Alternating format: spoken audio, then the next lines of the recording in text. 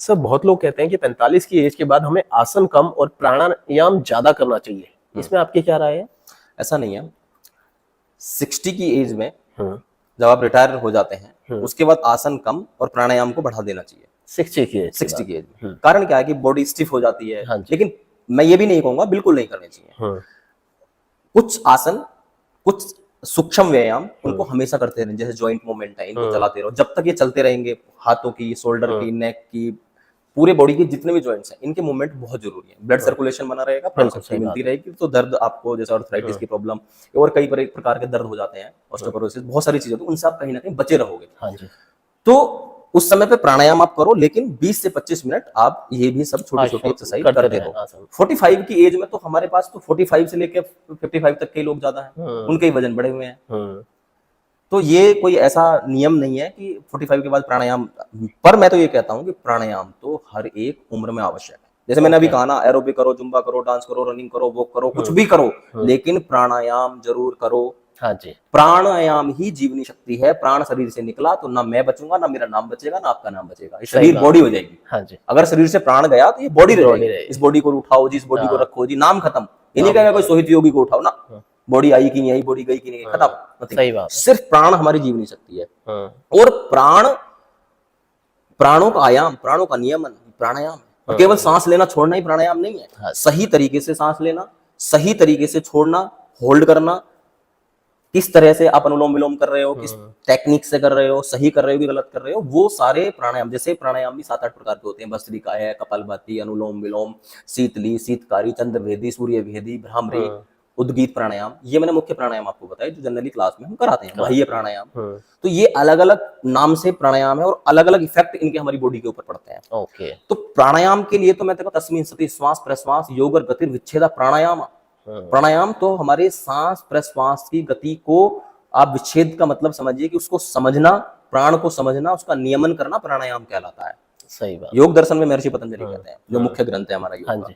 और ये भी योग का एक, अष्टांग योग का एक केवल अंग है, एक प्रकार है प्राणायाम आसन के बाद। इसमें कहा जाता है कि यम, अहिंसा, सत्य, अस्ते, ब्रह्मचर्य, नियम, सोच, संतोष, तप, स्वाध्याय, ये सब करो।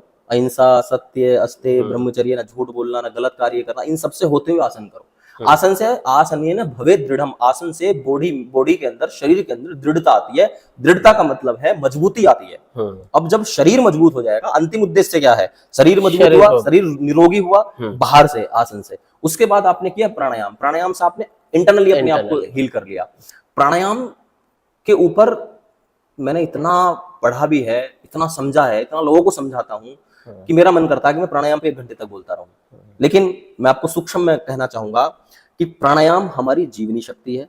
प्राणायाम से concentration, relaxation, anxiety, depression, insomnia जैसे रोग, हाइपरटेंशन, एंजाइटी जैसे रोग, उन्माद, अवसाद, जितने भी इस प्रकार के रोग होते हैं, जिनको तनाव की प्रॉब्लम है, स्ट्रेस बहुत ज्यादा रहता है, जो डिप्रेस्ड हो चुके हैं, वो प्राणायाम से बाहर निकल सकते हैं। सही बात। उनका कंसंट्रेशन लेवल बढ़ सकता है। जिनको इंसोम्निया की प्रॉब्लम है, नींद ना आती हो, वो प्राणायाम करे, अनुलोम विलोम प्राणायाम करे, भ्रामरी प्राणायाम करे, तो उनका पूरा का पूरा नींद का जो चक्र है वो सही होने लगेगा। जो उनके हार्मोन्स प्रॉब्लम है वो सही होने लगेंगी, आंखों की समस्याएं हैं, कानों की समस्याएं हैं, वो सही होने लगेंगी। प्राणायाम के करने से हार्ट अटैक तक नहीं होगा। अच्छा, मैं कई वीडियो बनाई और उसमें मैंने भस्त्रिका प्राणायाम को कहा कि अगर आप इस प्राणायाम को करते हो तो आपके बॉडी के अंदर ब्लॉकेज नहीं होंगे। हो गए तो खुलेंगे। मतलब केवल मैं हार्ट ब्लॉक की बात नहीं कर रहा, मैं तो पूरी बॉडी में कहीं ब्लॉक हो जाते हैं, नसें कहीं भी कोलेस्ट्रॉल जम सकता है, हार्ट में कि हार्ट अटैक हो गया तो काम खत्म। लेकिन प्राणायाम क्या करेगा, जब भस्त्रिका प्राणायाम करो तो लोहार की धोखनी की तरह आपका शरीर चलता है, तो पूरी ब्लॉकेज को खोलता चला जाता है। अच्छा, पूरे आपके ब्रेन को एडजस्ट कर देता है, आपके साइनस एरिया को पूरे को खाली कर देता है।